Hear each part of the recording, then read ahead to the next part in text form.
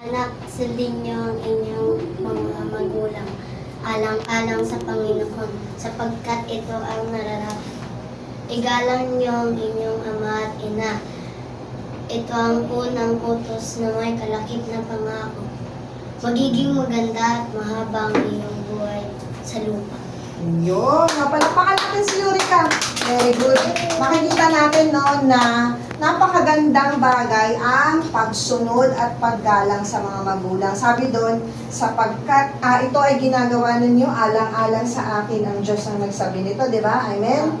At sabi ganun, ano daw ang magiging, ito daw ang utos na merong kasamang pangako. Pangako. Ano ang pangako na yun na kapag tayo ay sumunod? Ano mangyayari daw? Dalawang bagay.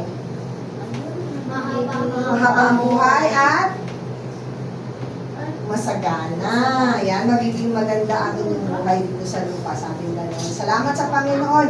Yan, so salamat dahil meron kayong natutunan. Okay, so ibig sabihin yan, nakinig kayo sa inyong teacher last time. Tama?